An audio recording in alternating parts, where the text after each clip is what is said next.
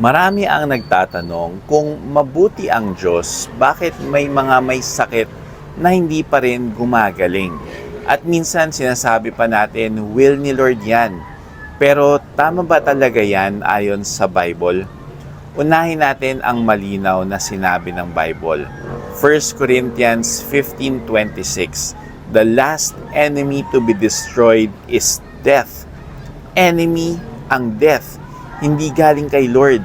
Hindi will ni God. John 10:10, the thief comes to steal, kill, and destroy. But I have come that they may have life and have it more abundantly.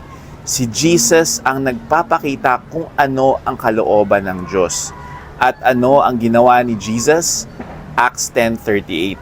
Jesus went about doing good and healing all who were oppressed by the devil. Hindi sinabing oppressed by God, kundi by the devil. So saan galing ang sickness? Hindi kay God. Sa enemy, the devil. Doon galing yan. Now, bakit may sickness pa rin ngayon? Hindi dahil ayaw ni God mag-heal, kundi dahil tayo ay nasa fallen world at may spiritual battle na nangyayari. At madalas may battle na nangyayari sa isipan natin. Battle of beliefs. Pero ang good news, Psalms 91:16, with long life will I satisfy him.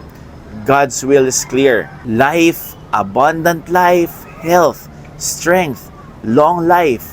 Even si Moses lived 120 years with strength and clear eyes. Kaya ang calling natin, maniwala kay Jesus, magpahinga sa kanyang finished work, mag-declare ng life, hindi takot. Healing flows best where faith rests in Jesus, not where fear blames God. Believe in Jesus, my friend, the healer who already carried sickness and death at the cross. Declare this with faith. Jesus is my healer. I choose life, strength, and long life. To grow deeper in faith and healing, check the recommended books in my profile showcase. Fill your mind with good things centered on Jesus. And subscribe to support our mission of spreading Christ-centered, grace-based truth. Blessed to be a blessing. God bless.